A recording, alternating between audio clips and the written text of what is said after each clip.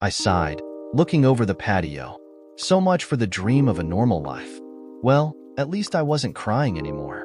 I'd had such high hopes for the evening. New house, new neighbors, new beginning. Maybe I'd find friends here. That was all gone now. My husband had made sure of that. The party started out very nicely. Most already knew each other from the neighborhood, so the mingling was easy, laughing, lightly teasing, sexual innuendos after the drinks flowed.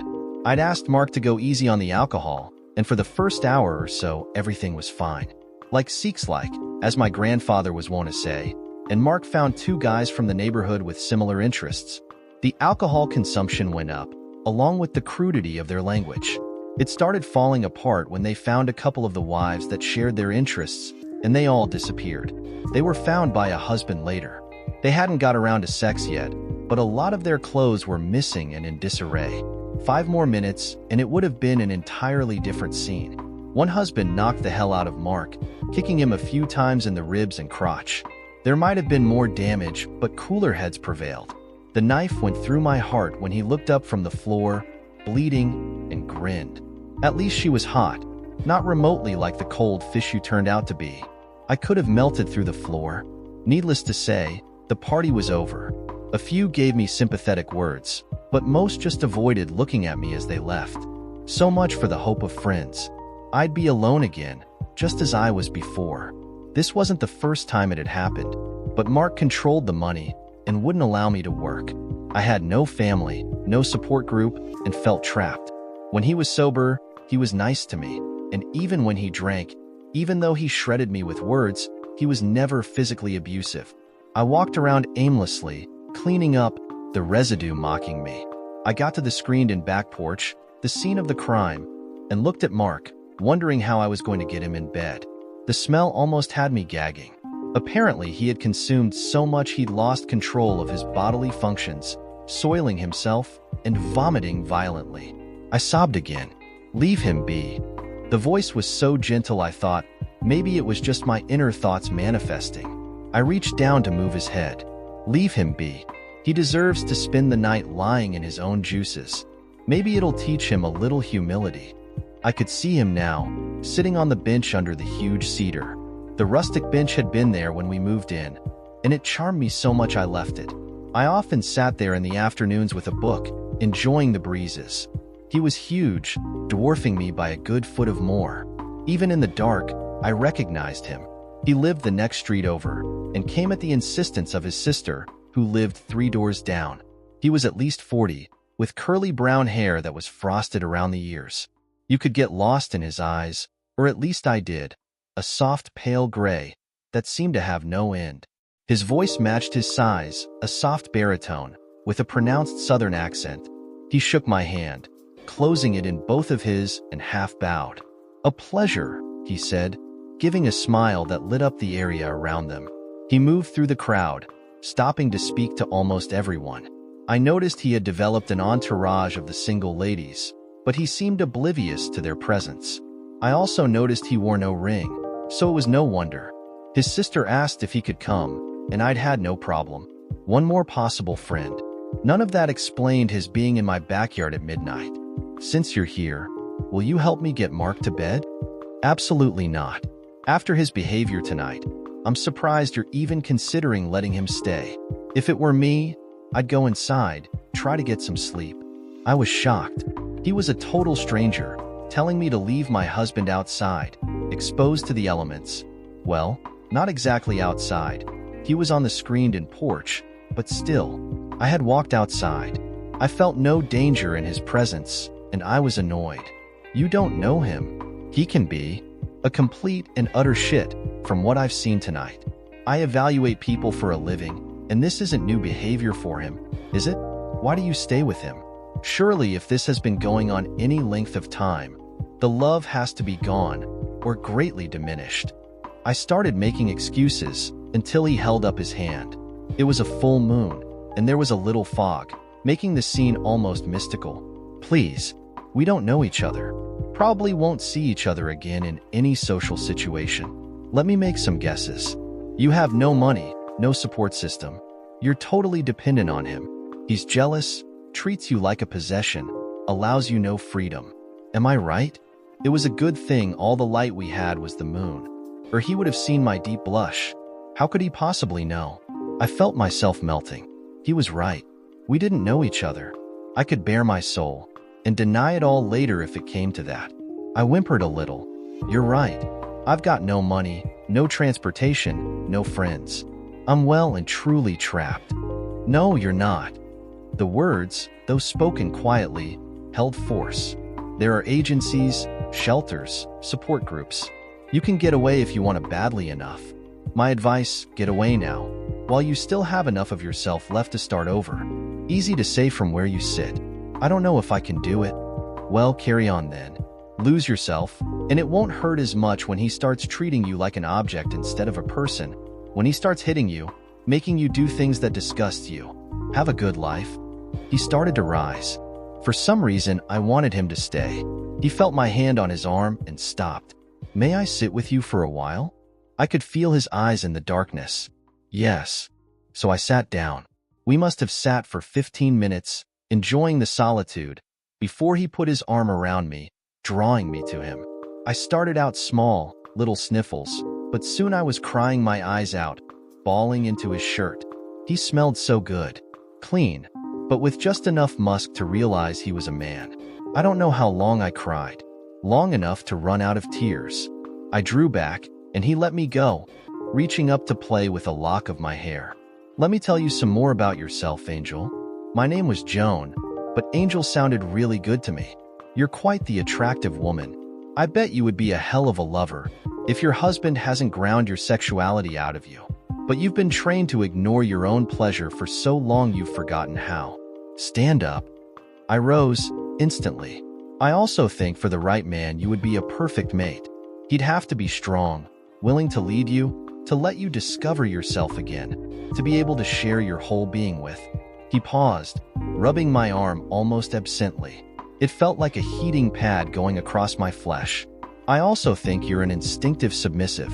Too bad you gave yourself to a man who can't appreciate it. I found my voice. I'm not a piece of meat. He stopped me with just a hand motion. Exactly. You're much more, yet that's how your husband treats you, like a piece of meat. I suddenly had nothing to say. He looked at me, a little smile playing across his lips before he spoke again. There's nothing wrong with being submissive, Angel, if it for the right person. Someone who understands your needs and respects your boundaries. It could be a very happy life. I just think that you can't achieve it with the man you're married to. Looks like you have some decisions to make in the near future. His voice changed abruptly. It became deeper, a timbre to it that brought chills to me. Angel, I got a glimpse of your bra tonight when you've been over a couple of times. Describe it to me. What? You heard me. Describe it.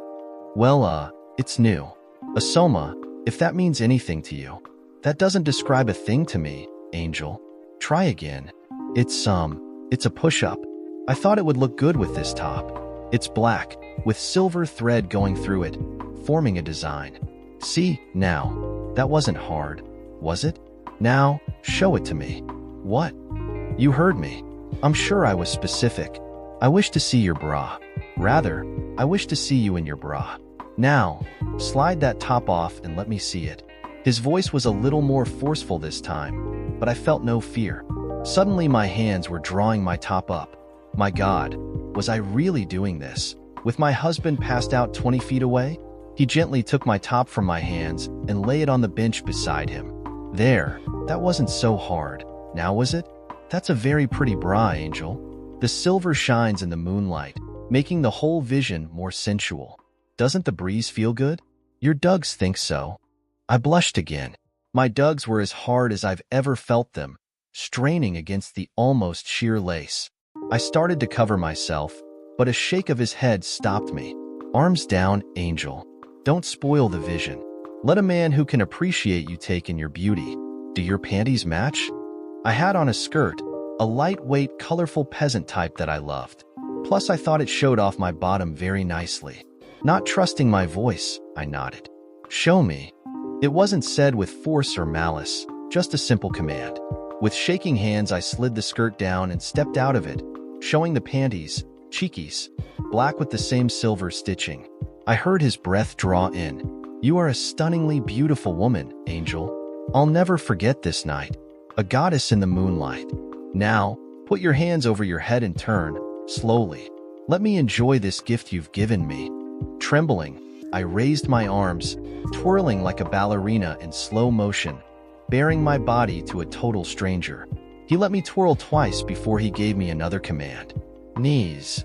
I was totally in his control now. I sank into the soft grass in front of the bench. He gently pulled me forward until my head rested on his thigh. He stroked my cheek, twirling my hair, doing nothing else. I slowly relaxed until I was almost in a dream state. I felt safe and loved. He was talking the whole time, in low, soothing tones. "Thank you for this gift, Angel. It isn't often a man gets to touch heaven. Now listen to me. I'm going to give you a card. When the time comes, I want you to use it, the business side at least. My personal number is on the back. If things get out of control, if he ever hurts you, call me. Right then, do not hesitate. If I'm too far away, I'll send someone. It's the only promise I'll ask of you. Give me your word." "I promise," I whispered into his thigh. He must have heard me. "Thank you. Now, as much as I hate it, it's time for me to leave, to give you opportunity to reflect on all of this."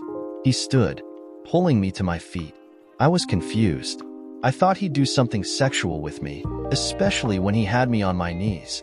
Gripping my hair firmly, he made sure I was looking him in the eye. "You'll never know how hard it is to let you go.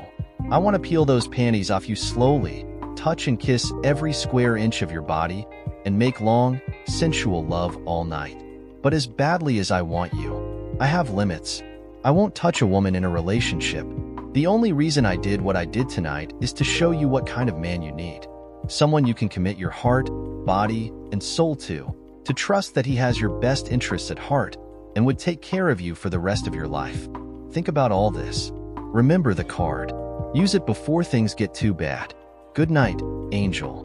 His lips barely grazed my cheek, but it felt like a hot brand. I didn't even know he was gone until I opened my eyes. I sat for a long time, my clothes on the bench beside me, thinking. Finally, I went to bed, to toss and turn before sleep finally claimed me. I heard Mark groaning, so I got up and made coffee, taking a cup and putting it beside him. Wrinkling my nose, he would give a skunk watery eyes. He started to rant and I cut him off. "How the hell was I supposed to get you to bed? I weigh half what you do, and you weren't exactly helping. You should have just left with the 3-0 for you were trying to screw." Wait, her husband didn't think that was a good idea, did he? Mark looked up in surprise. I had never used that tone with him before. I was on a roll, letting things out I'd held in for years. "You get undressed before you come in, and if you want to keep those clothes, then you're going to have to wash them. If you left it up to me, I'd bury them in the backyard. Now get out of them and take a shower. I'll leave a garbage bag for your clothes. When you get presentable, we need to have a talk." I walked back into the kitchen, looking at the card on the counter. It was the only proof I had that last night wasn't a dream. I felt stronger holding it. I slid it into my back pocket as Mark came in, fresh from his shower. "Sit." I said it firmly, and surprisingly, he sat. "We're at a crossroads here, Mark. Give me one good reason why I should stay married to you. What possible excuse could you have for last night, or the times before? And don't you dare say it was the booze. If alcohol affects you that bad, maybe it's time to quit drinking. You've hit your limit with me. One more incident, and I'm gone. Do you understand?" He was beyond shocked. It was like a mouse had jumped up on the kitchen counter and roared with the voice of a lion. He started to whine. "But baby, Please no excuses. Tell me what you're going to do to save this marriage." To my surprise, he caved, whining and crying, promising to be a better husband, to stop his destructive behavior. And I bought it, hook, line, and sinker. He did indeed clean up his own mess, throwing up all over again. The clothes went into the trash. I also made him walk with me through the neighborhood, apologizing to some of the neighbors. We didn't go to the house of the woman he'd been caught with. I was afraid the husband would beat him up. Things got better for 2 months. The card I'd saved sat in a drawer, forgotten. I saw my confidant once, a month later. He was outside his sister's house, teaching his nephew to ride his bike. I watched the whole thing from the rocker on my front porch, marveling at his patience. In 2 hours, the boy was zipping up and down the street alone. He must have felt my eyes, because he looked up. I stood, waving, and he gave me a smile and a nod. Mark came out. "Who's that?" "Amanda's brother. He was at the party, remember?" Mark didn't like for me to bring the party up. Too many bad memories. He'd been backsliding lately. I thought a reminder would give him a good jolt. "I don't like him." I looked at him, surprised. "How would you know? You were pretty far gone when he got there. I don't think you even got introduced." "I don't care. I don't like the vibe he's giving off." "Mark, the man is half a football field away. You can feel vibes from that far? He isn't even looking at us." "Stay away from him, Joan. The man is bad news. I can feel it. I've only met him once. We didn't speak past getting introduced." "Well, if you don't count the 30 minutes he snuggled me, then talked me into taking my clothes off for him." I thought often about that night. What was it about him that made me feel so safe I bared my body to him? Told him things I'd never vocalized to anyone else. I knew. I just wouldn't admit it to myself. Just as I knew if I spent any amount of time with him, he'd own me body and soul, and I would be happy to let him. Now I know how drug addicts felt. Mark just grunted and went back inside. The months went by. I learned the name of my mystery man, Brian Meadows. He was a well-respected psychologist, often working with state and federal agencies as a profiler. He was especially famous for getting suspects to confess, even after they'd withstood everything the FBI or other agency had. I could understand that. If his ability extended to criminals like they did to me, they probably ended up telling every secret they held since early childhood. I dream about him some nights. Shutting my eyes, I could hear his voice. I sometimes woke up wet. Sometimes I woke up feeling like I was wrapped up in a cocoon of love. I was starting to doubt my sanity. 2 months later, I saw him again, as I was walking to the corner market 3 blocks away. I didn't really need anything. I just wanted out of the house. He was in the ice cream parlor next door. He saw me through the window and motioned me in. Should I? I could feel his tug and slowly came into the store. He again took my hands in his, making them look tiny. "Ah, Angel, I think about you often. Are you all right?" He looked into my eyes and I lost it. "Yes, I took your advice, had a long talk with Mark." I couldn't make myself say husband to him. We cleared the air. I could have sworn for a moment he looked disappointed, but it passed. He smiled, and it looked like the sun rising. "Well then, let me introduce you to my companions. This is Marcus, and this little girl is Tammy, but I call her Angel Jr. Guys, this is Angel Sr." Marcus proudly told me he was 7, and Tammy was 5. She giggled when he introduced me as Angel. "We have the same name. You have to sit with us, doesn't she, Unky Monkey?" Angels should indeed flock together. "We'll get her an ice cream. What do you think she wants?" Tammy was determined it was pistachio, and Marcus insisted it was Rocky Road. Brian smiled. "No, it has to be something basic, enhanced somehow." "Chocolate with chocolate chips?" asked the little angel. Brian seemed to look right through me. "Vanilla, the most basic flavor." "Why vanilla?" "Because it's the basis for so many wonderful concoctions. You add something, some kind of fruit. Am I right?" My God, was he looking inside my head? "Yes," I said softly, "pineapple chunks and juice." "An excellent choice, Angel. I'll be right back." Believe everything these wonderful children say about me. I'm almost a god in their eyes, a paragon. They were giggling like crazy. "He's a monkey," giggled Marcus. The small angel agreed. We sat and consumed our ice cream, Tammy tasting mine and immediately declaring it angel cream. Little Angel told Unky Monkey it was time to go, after the very last drops had been consumed. "Very well then. I'm a monkey. Shall we swing through the trees and across the power lines? Or shall we walk sedately, disguised as human beings? Let's skip." Alas, my petite little angel, monkeys don't have the ability to skip, but big angels can do anything, part and parcel of their being. "She'll skip with you." It was a statement, not a question. So Tammy and I skipped down the sidewalk, while Marcus and Brian trailed behind, Brian pausing once in a while to jump up and swing from a limb of one of the trees lining the street, helping Marcus occasionally, who who would scramble like a squirrel, monkey, to the top. The 3-block walk lasted no time at all.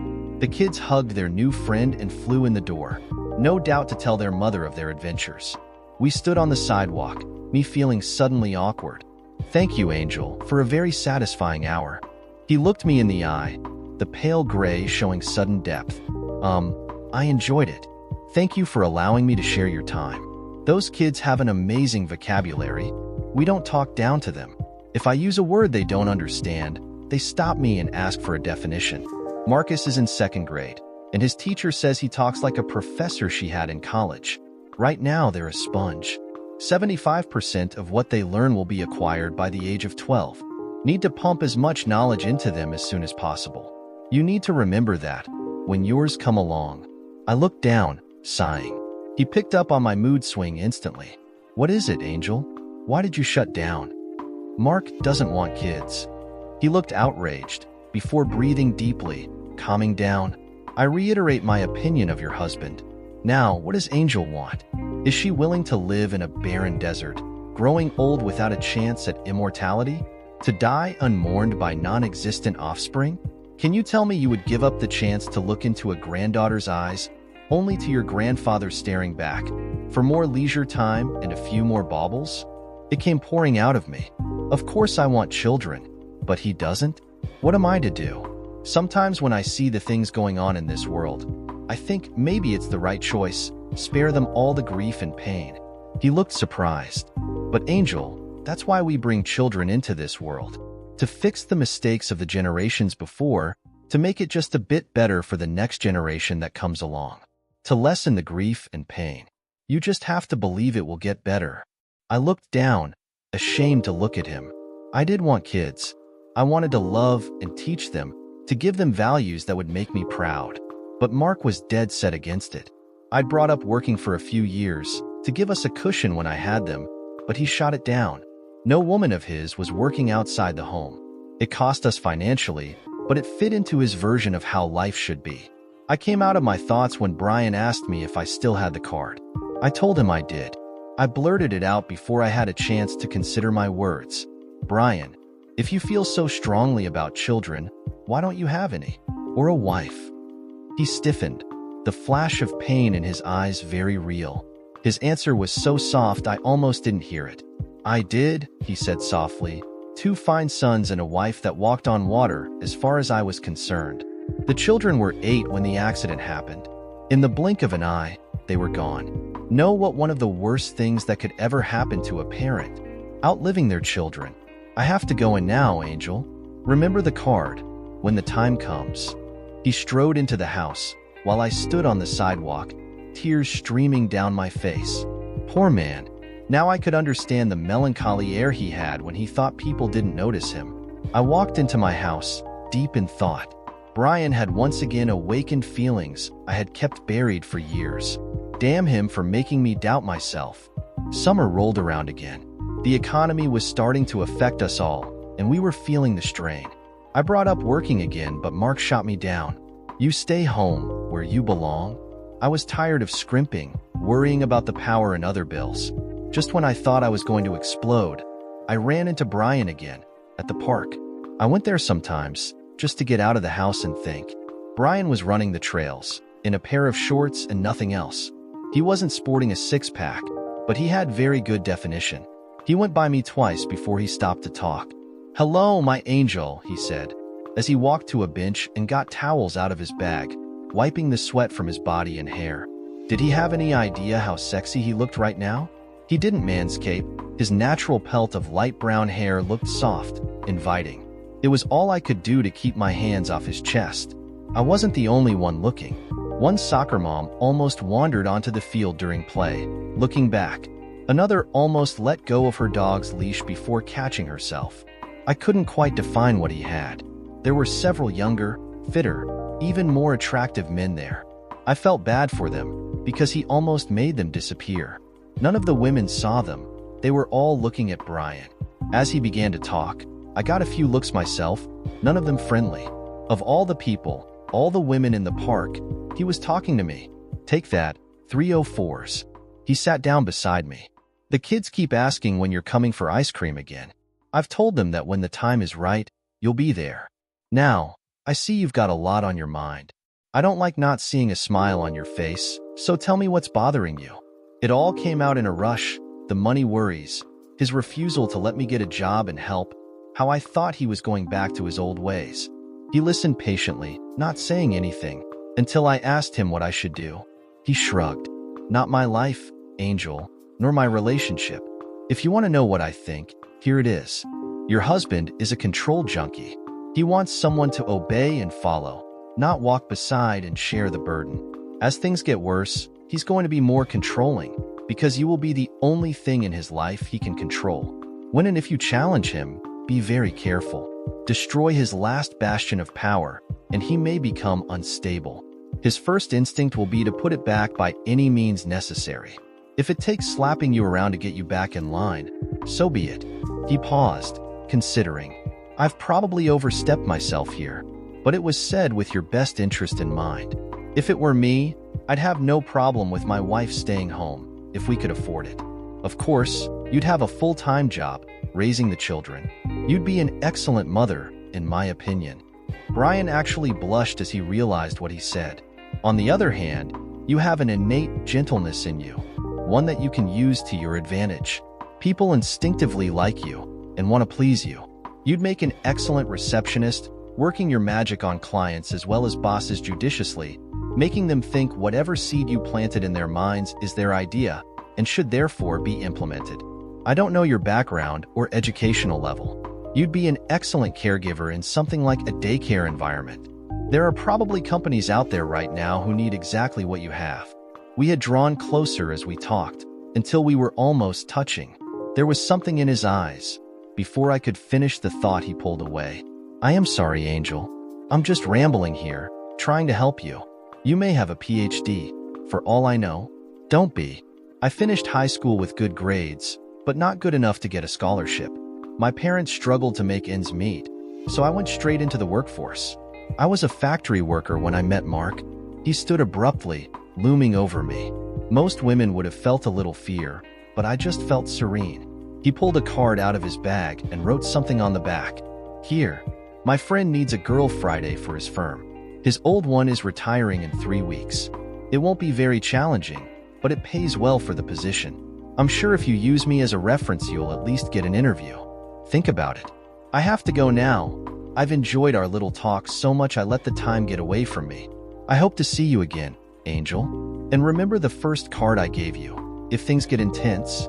I stood, catching him by surprise and kissing his cheek. He smiled, rubbing his cheek lightly as he walked away.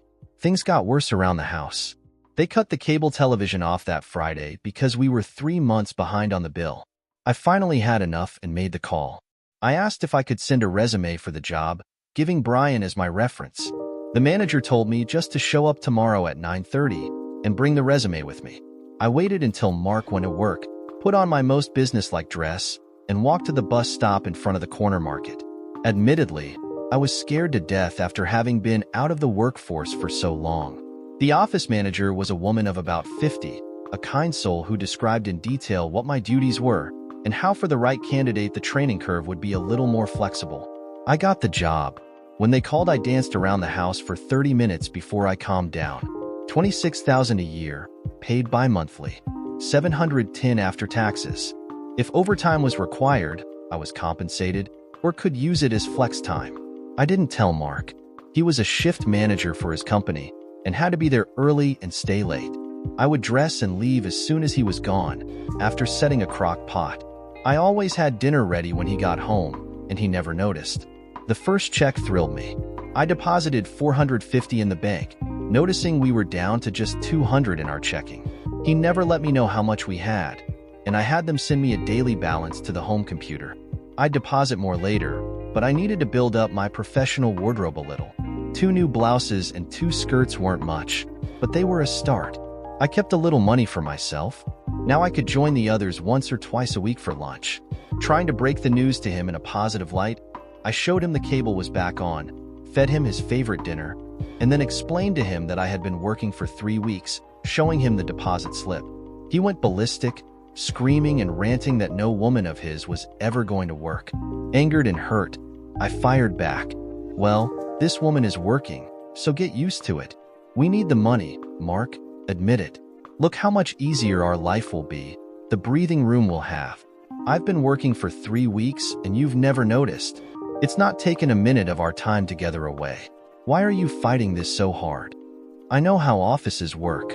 First, you'll go to lunch with the other 304s there. Then you'll be flirting with customers and vendors. Soon you'll want to go out every couple of weeks for an after-work drink or two. The next step is a cheap motel or the back seat of some guy's car. The whole thing took me by surprise. Is that how he really thought? Is that what they do where you work? You stop by every once in a while to have a drink with the other managers. Is that what you do when you drink? Look for some office 304 to hook up with? He flushed bright red and started backtracking. I am sorry, honey. Of course I would never do anything like that. It's just that I've seen how slick some of those guys are. I'd rather you stayed home. I pictured Brian and found inner strength. I'm not quitting, Mark. I like the job and the people. It beats staring at the walls, wondering how much longer we'll be able to afford our house. Please don't be difficult. He grumbled. He complained, even threatened a time or two. But I was on that bus the next Monday morning, going to work. Seems Brian was right about my ability to, as my new boss put it, bring out the nice in people. I started handling more phone and front desk duty. One day when we needed supplies pretty badly and the vendor had already said no, I accidentally ended up talking to a vice president, and 10 minutes later the material was confirmed for overnight delivery. My boss was so happy he gave me a 5% raise and $200 cash. I took the bills out later and touched them. It was the first time in forever someone had shown me in a physical way that I held value. I took a few hours of my flex time and went shopping the next day, buying what I thought was a very nice office dress and a pair of 1-inch heels. I had just gotten off the bus with my packages when I saw Brian and his niece and nephew. The kids immediately demanded I come into the ice cream shop for a treat. I had about an hour before I was due home, so I accepted their invitation. I was in the mood to celebrate, so I decided we should all have banana splits. I shared one with Marcus, and Brian held Tammy on his lap, letting her eat all the nuts and cherries off the top. I tried to thank him for his help, but he brushed it off. Jackson called me the other day and thanked me for sending you to them. Says he owes me a favor. Glad my instincts were right. When I wasn't working, I was in my yard, planting flower beds and keeping the lawn groomed. It pleased me.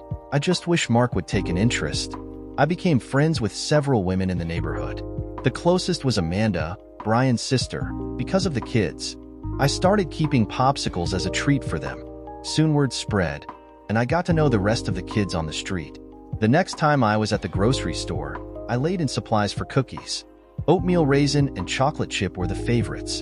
Of course, Mark complained about those damn rugrats that always seemed to be in our yard. A few of the parents heard him, embarrassing me no end. I got pretty sharp with him, telling if he didn't like it to stop eating the cookies. Foolishly, I didn't see it coming. While I was getting happier and more outgoing, he was getting more morose and sullen. Then one day I looked online and noticed his pay had dropped and asked him about it. There's nothing wrong with my check. What are you doing snooping through the accounts? I was a little stunned. I'm not snooping. I get daily updates on our account on the phone. It just seemed off, somehow. That was a mistake.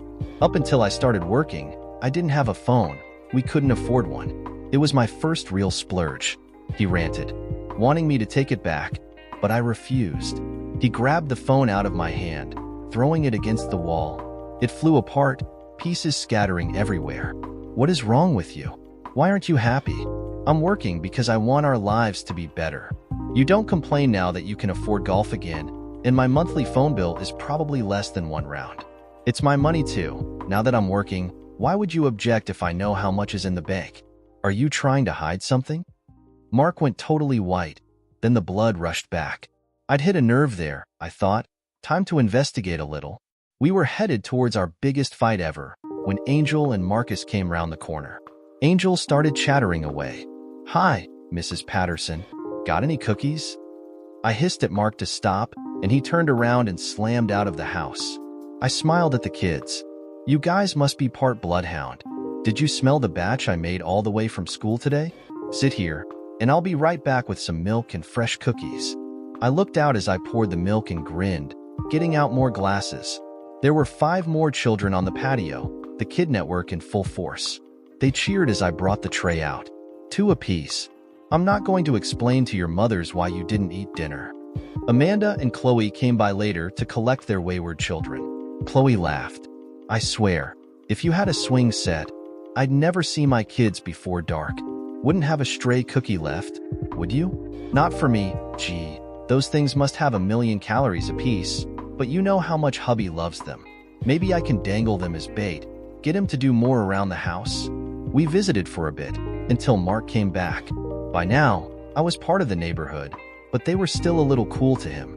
We were invited to parties again, but never went, mostly because I knew if Mark misbehaved one more time, I wouldn't be able to take it.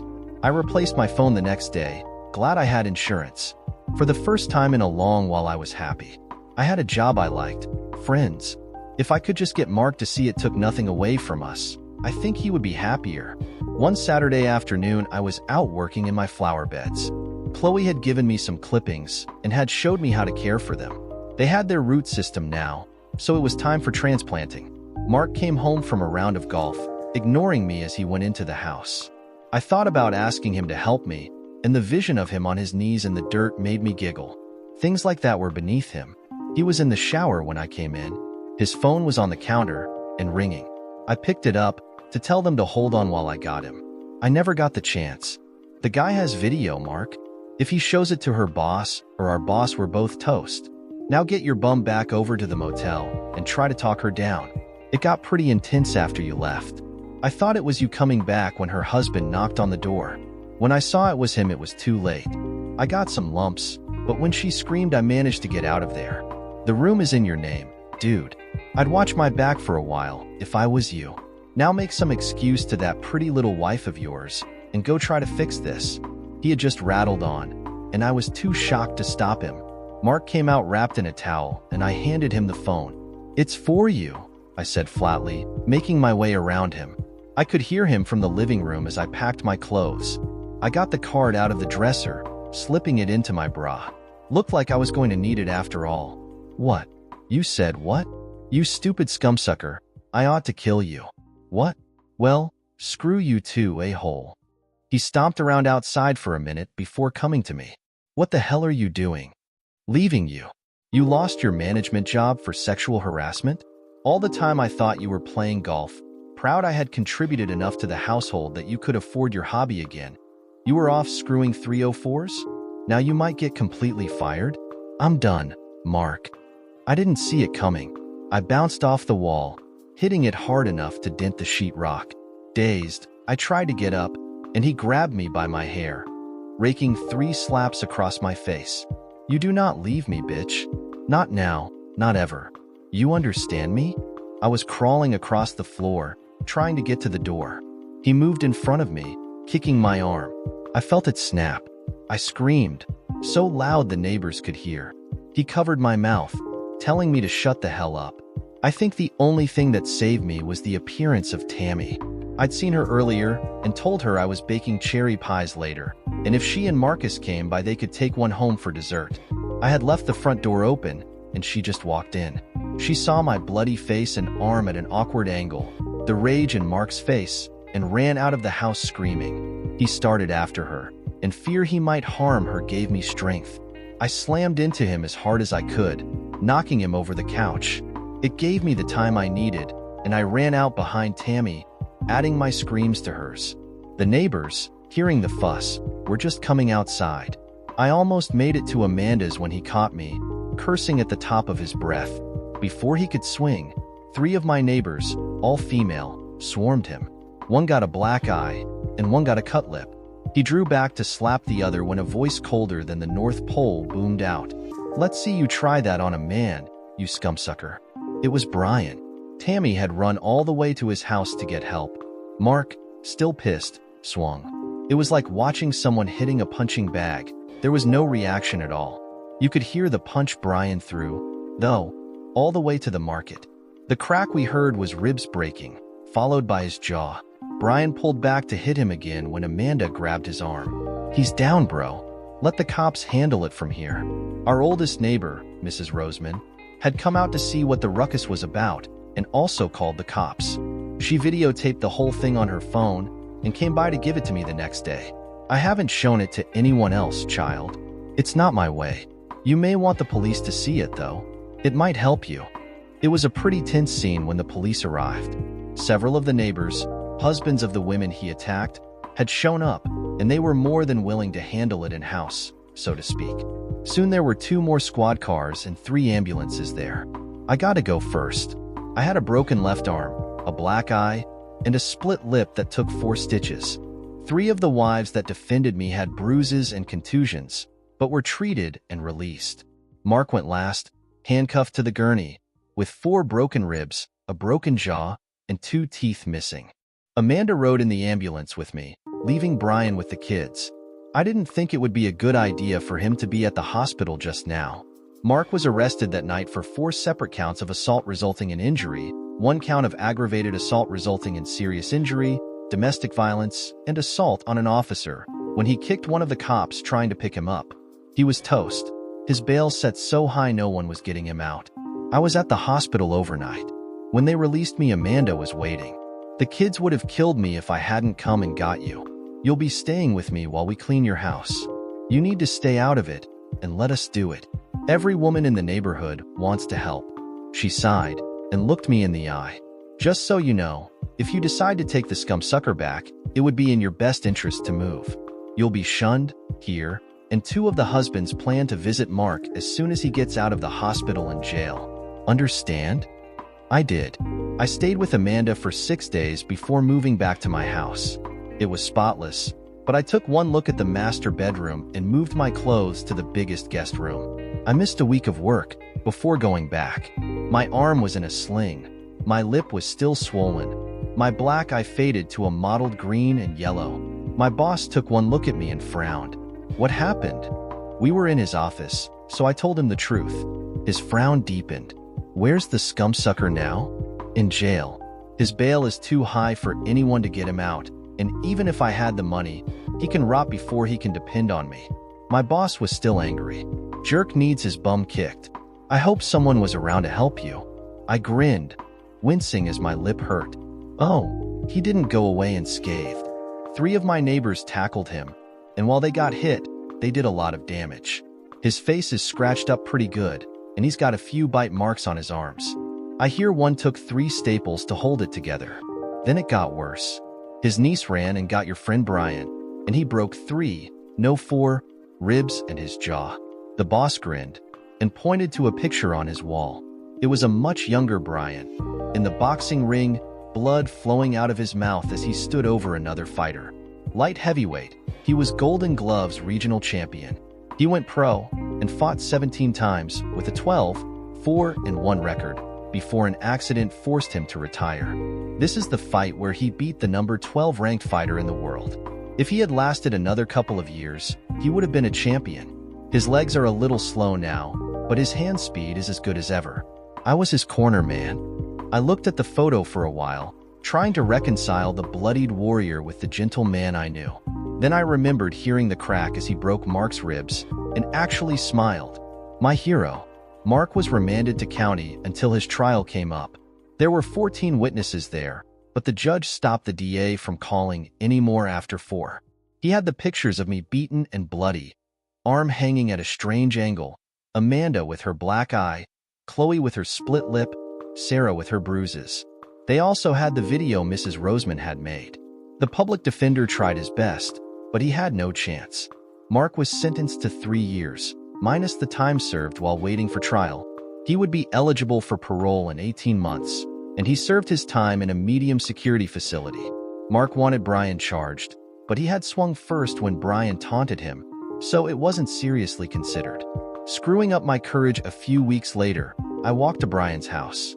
He seemed a little surprised to see me, but his smile was worth the walk. My nose was assaulted with one of the most delicious smells I'd ever encountered. "What's that smell?" came out of my mouth before I could stop myself. "Well, hello to you too, Angel." I'm glad to see you are recovering nicely. That smell is chicken being roasted over cherrywood coals, along with a couple of racks of ribs and a small beef roast. I tend to go overboard when I break out the grill, doing several things at once so as not to waste the wood. They're just about to come off. Would you like to stay for dinner? Oh, I couldn't impo. Was all I got out before Tammy came in from the patio, giggling. Amanda and Marcus followed, and before I knew it, I was led out to a laden table. I had a small portion of the ribs and chicken, dipped in homemade barbecue sauce, with potato salad and corn roasted on the grill, smothered with pepper jack cheese, butter, and lime juice, along with tall glasses of lemonade. I complimented Amanda on the meal. She laughed. All I contributed to this meal was an appetite. Brian is the grill master, another of his hobbies. We're usually his test subjects when he concocts something new. Not that we mind in the least. Right, kids? There was enthusiastic agreement. I saw Brian whisper to Tammy, and she disappeared into the kitchen, coming back to get Marcus to help. 20 minutes later, they came out bearing a tray. There were cherries, nuts, bananas, pineapple chunks, and whipped cream. What's all this? It's time for dessert, Aunt Angel. I felt a flush come to my face. I was an aunt. It was a wonderful feeling. Brian was watching me, a knowing grin on his face. And here's the ice cream, he announced, putting the ice cream maker on the table. It was the most enjoyable dessert I'd ever eaten. I left with 2 plates, which Marcus helped me carry home. I managed to get Brian alone while the rest of the family cleaned up. Thank you so much for letting me intrude on your family. Dinner was delicious. You know, I only came by to thank you for saving me. He smiled that heart-melting smile. Oh, I only contributed a little there towards the end. Your friends carried most of the load. It's nice to have a support system, isn't it? More than you could ever possibly imagine. I'd felt so alone for so long it's hard to take. But I'm learning. What I really wanted is, I stopped as Tammy whirled inside, asking me to help her gather the dishes. I ended up helping her wash up, rinsing as she stood on a chair to reach the sink. I complimented her on a good job. Uncle Brian says everyone should contribute in a family. I'm not old enough to cook, so he showed me how to wash dishes.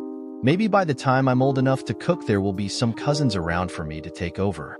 She grinned while she said it, and I felt goosebumps and looked up, right into his eyes. His small smile made the goosebumps linger. I used the card Brian had given me, and the divorce lawyer was everything I could hope for. I ended up with the house and his car, while Mark got to keep his 401 account, but he had to pay me maintenance for 3 years. He was served with a restraining order, effective for 5 years, keeping him at least 500 feet away from me should our paths ever cross again. Knowing I could never afford the house on what I made, I tearfully listed it. Brian saw the sign and knocked on my door. After a long discussion, Brian, my boss Jackson, and even my divorce lawyer chipped in their expertise, getting me on a government program for battered wives, reducing my payments almost 60% without extending the mortgage. The only drawback was that if I ever remarried, I'd have to refinance, getting a conventional loan. I felt pretty safe signing the papers. It felt so good to pull into the driveway of my very own home. I must have grinned every time I did it for 6 months. The neighborhood parties continued, and now I was a part of the group. I even hosted once or twice. Brian had a turn, grilling while everyone relaxed by his pool. I was still a little insecure, so I wore a one-piece. But it was a very nice, very expensive one-piece and highlighted my assets, while downplaying my weaknesses. The only thing I was uncomfortable with was the built-in push-up bra and plunging neckline. It showed the girls off to full advantage, and Amanda, now my best friend, teased me about it. My girl, are those store-bought? They look too perfect to be natural. Chloe jumped in. Yeah, hubby almost walked into the grill when you took off your cover. And conversation pretty much came to a standstill. There'll be a lot of husbands thinking about a certain woman tonight while they pound their honeys. I hope so anyway. We're in a bit of a dry spell. Too much information, screamed Amanda as the rest of the girls laughed. Then she turned to me, grinning. What did Brian think of your suit? I know he looked hard enough. Stop it, I laughed. I don't know what he thought of it. You know how impossible he is to read. Well, honey, he is a fine-looking man, and you're the first woman he's shown any interest in since his wife and kids. Jenny trailed off, embarrassed. "I'm so sorry, Amanda. That was thoughtless of me." Amanda smiled, a sad expression on her face. "Can you believe it's been over 4 years? I still wake up sometimes, reaching for Steve. At least I still have the kids." Brian had his whole world ripped away. I was glad he was there for me, there for the kids. I just wish someone was there for him. Amanda told the whole story one night, after we split a bottle of wine. Her husband was his best friend, and she had met him when Brian brought him home from college for the weekend. It was love at first sight. They married 3 days after he graduated from college. Brian met his cousin one night, and while it wasn't the white-hot heat Amanda and Steve had felt, they fanned the flames until they married. A year later, Brian was the father of twin boys. A few years down the road, Brian and Steve went in together and bought a little cabin at a secluded lake. We were all going up for the weekend, but Brian got caught up testifying at a trial that ran longer than expected. Steve and Sandy decided to go ahead, to get everything ready for when we finally got to come up. The boys wanted to go because Uncle Steve had promised them a canoe lesson after the house was set up. It was just stupid, really. A big rig was trying to beat the light and make a left turn and lost control. The fully loaded truck smashed the car flat. The medics used the jaws of life to cut the top off, but it was too late. I was a total loss, but Brian pulled me and the kids through. He made all the arrangements for the funerals, handled all the litigation with the really excellent law firm he'd retained. Old friends just doing him a favor. The trucking company settled out of court, $750,000 for him, $500,000 for me.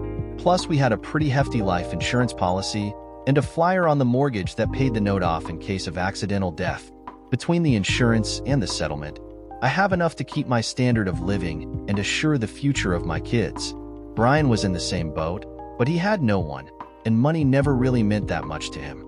I'm sure he'd give it all back with interest if it would bring his family back. I really believe if it hadn't been for me needing him so badly, he would have sold his house and moved away. My heart was torn in two. The story was so sad. Amanda showed me a picture afterwards of a young woman, a stunning redhead, with twin boys on her lap when they were about 3 years old. They shared her flaming red locks. I wandered around my house for days, imagining the sound of tiny feet running down the halls, wondering how I would have handled losing a child. Not well, I'm sure.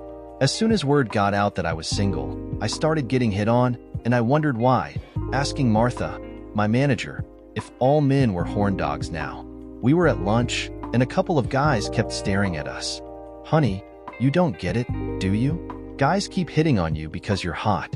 Since your divorce, you're dressing better, changed your hair into a much more flattering style, gotten more skilled with your makeup. Men notice. And your legs? I would have killed to have legs like that when I was your age. If you ever wore a skirt that went above your knees, you'd start a riot if you went out onto the production floor. Notice how I've had to gather the status sheets from the floor managers lately? It's because if you do it, production comes to a standstill. You have to have felt their eyes." I was stunned. I thought I always looked professional. As for the rest, for the first time in my life, I could look like how I wanted to look, not like someone told me to look. Should I dress down? And break the hearts out of 86 men who take their break a little early just to watch you walk from your car to the office every morning?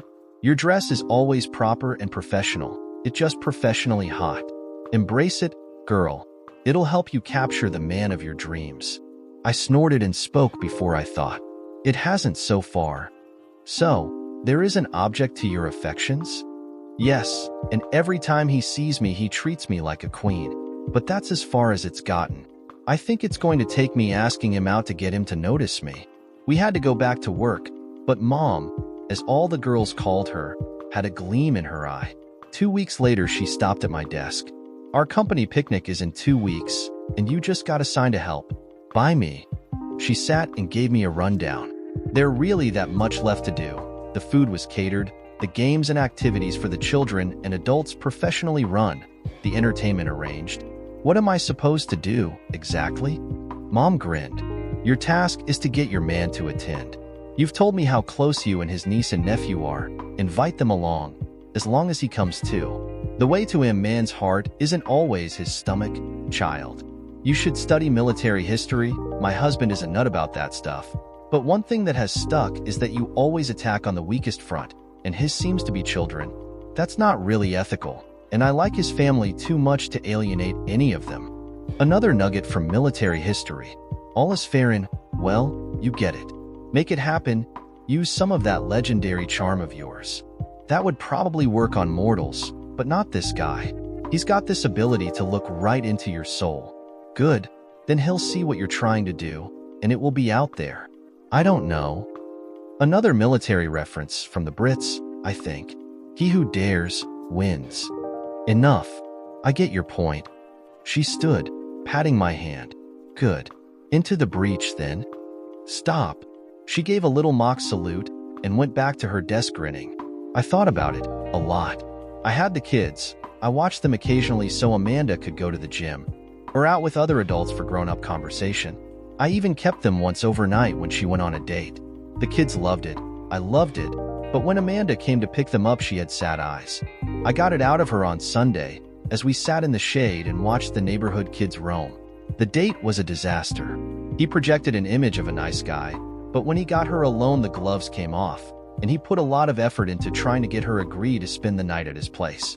She was polite the first few times and then flatly said that it was never going to happen and she would like to go home. Please. He stormed off and she had to catch a cab home. I hugged her. There are nice guys out there, hon. You're still young and hot, and you'll find the right one. You're younger, hotter, and yet you're still single.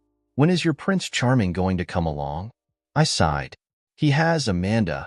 He just won't get off his horse and storm the castle. She knew instantly who I was talking about. You know he likes you. Give him time. He told me the other day it looked like you were over your ex, so maybe he'll call.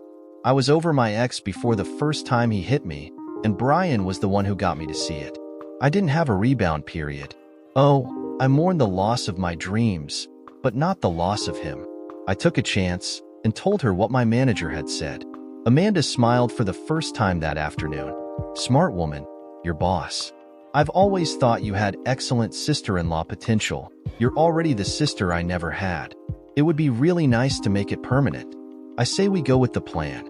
Leave the details to me.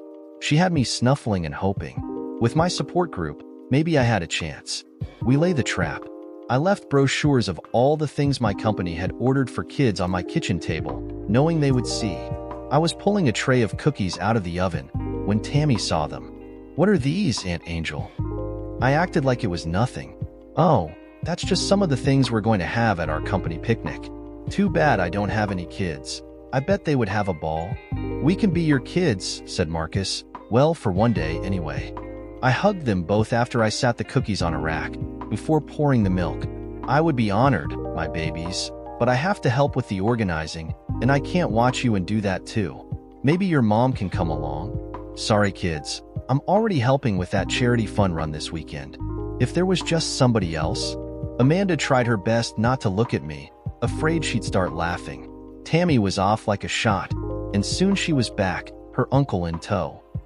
I found somebody. Unky will go. Please, Mom. Brian grinned at me, and I felt like he knew everything, but all he asked was when they needed to be ready. I bet I changed outfits 5 times that morning before he pulled up in a convertible, the kids in the back seat. The thing was huge, old, my favorite color, bright yellow, and looked like it just rolled off the showroom floor. I arched an eyebrow, and he laughed. Believe it or not, I didn't buy this thing. Well, not directly. One of my clients was going through a messy divorce, and he had to sell it anyway, so he gave it to me to cover his debt. The wife was furious, and I told her she could have it if she paid my bill. She never got back to me, so here we are. I rarely drive it, but it is growing on me. I settled in, and we drove away, the kids chattering nonstop. It was like we were floating along, and I told Brian that I was going to drive it home. He grinned, pulled over, and handed me the keys. Here you go. Make a grand entrance. Did we ever? The car had every man drifting over as I carefully parked, and of course, one look at Brian and the ladies were right behind them. Martha came up and hugged me, laughing. Yours? She said, looking at the car. Not yet, but I'm working on it. It has some great accessories. We were both looking at Brian, in his tight t-shirt and cargo shorts, as he helped the kids out of the back seat. He looked up then and smiled. like he knew every word I'd said. The kids quickly packed up with the others, and were off, trying to do everything and see everything at the same time, the shrieks and giggles echoing over the park. I latched down on his hand and walked around introducing him. The single girls looked at his finger, grinning a little. I practiced my Star Wars death stare and held his hand a little tighter. We wandered around while I pretended to check on things, until we finally found a bench where we could watch the kids. He sighed, smiling at me. Thank you for this. It's good to feel normal again, to sit and watch the children play. It reminds me. He stopped, and I snuggled to him a little. I didn't mean to. He stopped me with a finger to my lips. I had to fight an urge to flick my tongue across them. It's all right. I've moved on as much as I can, and I'm all right most of the time. Then something will trigger off a memory, in this case a good one. Thank you again. It's been a while since I've been this peaceful. I snuggled harder, sliding under his arm. We sat for a few minutes, about 1,000 years too short, before a shadow loomed over us. It was my boss. Brian jumped up, and people watched as my normally reserved boss hugged him, Brian hugging him right back. His wife came up, also giving Brian a hug, before looking me over. I felt like she was making a threat assessment. In a way she was. I never knew until that day that she was a retired police detective, out of service because of wounds she had received in the line of duty. We shared a table during lunch. So, you and Brian?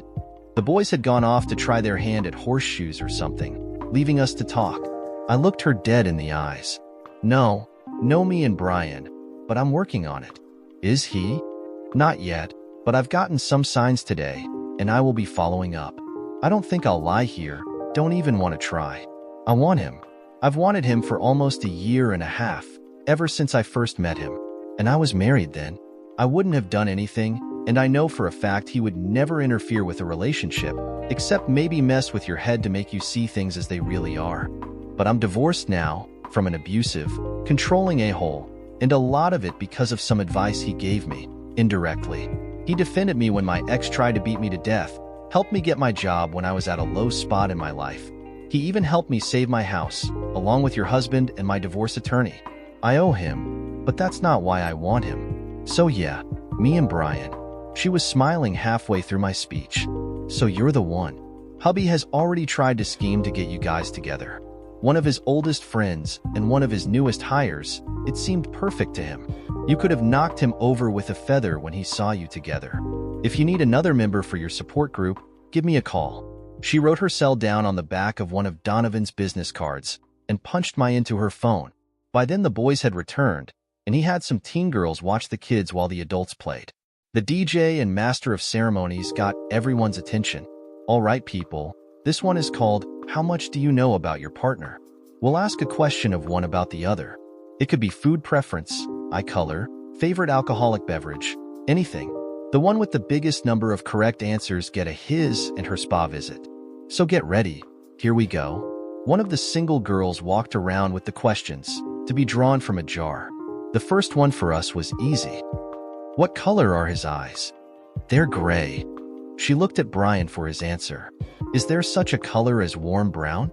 The adults oohed and awed. The questions got progressively harder, but it was like we had been together forever, or were just plain physic. Favorite color for him? Green. Favorite for me? Yellow. When it got to those kinds of questions, we had to write the answers on a grease board. We were down to 3 couples, then 2. We had run out of regular questions, so they brought out the tiebreaker jar. These are a little more personal, maybe even embarrassing, but it's all in good fun. And if you don't want to answer, you don't have to. We got through the first 2 questions pretty quick, then he pulled out the next one and grinned. All right, we have to ask this question separately, and you can't speak to each other or see the answer. They will be compared and shown to the group. Ready? I nearly died when I got the question. What sexy lingerie does your partner say is his favorite? I don't know what they asked Brian, but it only took him a second to write something down. They showed the answers to the audience, to loud applause. I scribbled the first thing that came to mind. When they showed ours, the group burst into applause. Jackson and Becky, his wife, were almost crying, laughing so hard. Our competition's answer? Hers, pink Victoria's Secret thong and matching corset. His? Nothing. He liked her naked. The way she frowned up, I got a feeling this weekend would be a long one for him. My answer? Black Soma push-up bra, trimmed in silver, and matching cheeky panties. His answer? Black push-up bra trimmed in silver, with matching cheeky panties. I was glowing red while he hugged me, whispering in my ear, "It's the only lingerie I've ever seen you in, and if you hadn't told me what it was, I'd have been lost." It's the only thing that came to mind. Oh, and I'm wearing them today. I felt him stiffen, then laugh, keeping me in the hug. It was twilight, the kids exhausted and flopped out on benches. We were getting ready to leave when the DJ played a slow song. He took me in his arms and led me to the dance floor they had laid out and started swirling me in gentle circles. We were the only ones on the floor, and I didn't care. I molded to him, moving as sensually as I could. I bumped him, and the bulge was obvious. It was all I could do not to throw him down right there in front of everyone. Instead, when he tried to move away, I snuggled closer. When the song ended, he just held me in his arms for a minute. Then he drew back and kissed me. And he kissed me like he meant it. I was about to give his tonsils a tongue inspection when he pulled back, red with embarrassment. "I am sorry. I don't know what." He had to shut up then, because it's hard to kiss and talk at the same time. When I turned him loose, we were both breathing hard, cheers and clapping echoing through the park. We pulled apart, and he would have had to cut my arm off to make me let go of his hand. A few quick goodbyes, a kiss on the cheek for Martha, and we carried 2 tired kids to the car. They finally held up long enough for us to buckle them in, and I handed him the keys. "You drive. I have something that needs doing." "What?" "This," I said, sliding over the bench seat and settling under his arm. "Now drive nice and slow. After all, you're only using one hand." He did, and we floated serenely down the streets, catching stares when they saw the car.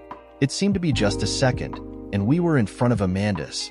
We carried the kids in, and they were sleepily trying to tell Mom about how much fun they had, but couldn't stay awake. Brian had gone back outside and was standing by his car. "I really enjoyed myself today. Thank you, Angel." I felt like I wanted to melt every time he called me that, especially tonight. "You're very welcome, my knight. Now, don't think for a moment this day is over. Drive your land yacht home and walk back to my house. Give me an hour, all right? Don't you dare say no. Please." He didn't speak, but nodded. As he drove away, I rushed into my house, showered, checked for stubble, did my hair, makeup, and slipped into the bra and panty set I had saved from that night long ago. I just couldn't seem to wear it after that night. I had told him I was wearing it earlier just to wind him up, and I'm pretty sure it worked. I watched until I saw him walking up the sidewalk, then scooted out back, hoping my plan would work. I had left him a little note on the door. "I'm outside by the bench. Come out and join me." I watched him from the darkness as he walked slowly out onto the patio, looking for me.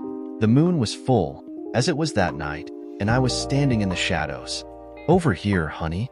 He walked out, and as he got close, I dropped my robe and stepped out into the light of the moon, putting my hands behind my head and twirled twice with agonizing slowness. For once he was speechless. I had stopped twirling and covered the space between us, pulling his head down, pouring my soul into his. His arms wrapped around me, holding tightly, but with infinite gentleness. As the kiss deepened, his grip got tighter. Finally, I pushed out of his embrace, pulling him down to the bench, tugging his shirt over his head, and sitting in his lap. "This is much, much better," I whispered into his ear, reveling in the feeling. I reached out, pulling him up, and we went into my bedroom. We didn't have sex, we made love. He was in turns gentle and demanding, pushing me to the edge and over several times before he reached his peak. It was almost an out-of-body experience. When we finished the first round, I rolled into him, snuggling, smiling as tears slid down my cheek. Brian, wise man that he was, said nothing, just caressed my hair. I was planning more activities, but it had been a very long day, and the afterglow floated me into sweet dreams. I made sure to make up for it in the morning. We showered together, getting familiar with each other. By the time we were done, we were probably 2 of the cleanest people on the planet, and probably the most sexually sated. I slipped on my sheerest, shortest gown, and made us coffee. He came in, accepted a cup, and we sat in silence for a bit. "Do you want to talk about what happened?" I grinned. "Not in the least." "Well, maybe a little. All I have to say is this isn't a hookup, booty call, or one-off. This is real, and it will get even more real as time goes by. I know you're not completely done grieving, but I can be patient. I had little to mourn, so it was easy to move on. Now, I moved far enough, and I've reached my destination, and it happens to be right beside you. When you're ready, we'll both know. At that time, I have expectations about a ring on my finger and a ceremony at a church, the eventual patter of little feet, and a happily ever after. If you can't see that future, tell me now, so I can let go of my dreams." He pulled me over the table, giving me a perfect kiss, and sat back smiling. "I have expectations myself, you know? No one had ever affected me like you do, not even my wife, though I loved her deeply. I think I fell in love with an angel in the moonlight the first time I saw you. My feelings grew deeper every time I saw you. How sweet you were to everyone, especially children. How your true colors shine through in everything you did, every interaction you had, especially with me. So, for now, we're going to date, spend time together. And I don't expect to ever sleep alone, either here or at my house. So I'm willing to follow the program and see where it takes us." Amanda, Chloe, Martha, Becky, and almost every friend I'd made on the block and at work were at my house the next weekend to get the scoop. I tried to tell them, but I couldn't stop laughing or crying. I think they figured it out. And we did go slow, much slower than I liked. He told me about his work and his gift. It's rare but not unheard of. It's a combination of conscious and unconscious parts of your brain working in unison. And my training has helped. Many religious leaders, priests, rabbis, preachers have it to some degree. So do sociopaths, politicians, and cult leaders. Mine just seems a little more developed. It has made me very successful, but sometimes I tire of seeing the worst of humanity. But then again, I think of the life I wanted for my boys and our kids to come, and how much I want this to be a better world for them. So I swim in the cesspool minds of murderers, assaulters, and child molesters, seeking the truth to make the world better. Sounds a bit idealistic, doesn't it? My head was still swimming with the words "our children yet to come," but I understood and told him so. I also made him promise, on the souls of those yet unborn children, that if it gets to be too much, he will walk away. It was no surprise to anyone that we got married almost exactly a year later, in my backyard, under that cedar tree, as twilight fell. And so it came to pass that the moonlight angel was saved from the ogre by the white knight, with the help of a band of other angels, and he carried her away in a shiny yellow carriage, to live happily ever after and have beautiful children. And that's enough stories for tonight. Now kiss mommy and daddy and go to sleep. Is that really a true story, mommy? I kissed my 5-year-old daughter on the forehead, then did the same to her brother. Apparently twins run in Brian's family.